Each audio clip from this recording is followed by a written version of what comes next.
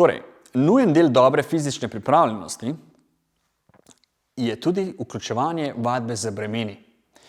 In sicer, vadba z bremeni vam omogoča, da si lahko gibalni vzorec, ki ste ga prej usvojili v prejšnjih korakih, kot je predklon ali počep, obremenite z ravno takšno težo, kot trenutno zmorete.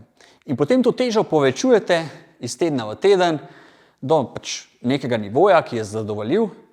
Ampak dejstvo je, da so vadbe z bremeni zelo varen in učinkovit način. Zakaj? Zato, ker si lahko težo točno prilagodite vaši trenutni sposobnosti, da izvajate gibalni vzorec ali vajo.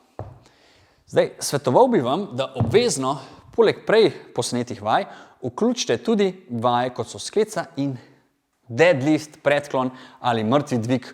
To so 3 različna imena za eno vajo. Zdaj, skleca, vem, da ni popularna med vsemi ljudmi, ampak gledajte, skleca se lahko izvede tudi na zelo prijazen način. Uporabite dvignjeno površino, recimo miza, stoli, pult, nekaj, kjer lahko, kljub temu, da ste nevešči sklec, še vedno lahko sklece delate varno in brez bolečin. Torej, pojdite na eno mizo takole ali pult in na dvignjeni površini boste veliko lažje naredili pravilno skleco. Pravilna skleca naj bo malček širša in pa komolci naj ne bodo pred zapestji. Komolci naj bodo v isti liniji, kot so zapestja. Torej takole, gledajte, zapestja, komolci, vidite, potujejo v isti liniji. Tu, če grem z rokami gor, še vedno so v isti liniji. Z rokami dol, še vedno so v isti liniji. Ne delati sklec tako, da bodo komolci pred oziroma višje od zapestij. Čisto preprosto. Torej, skleco vključite v svoj repertoar.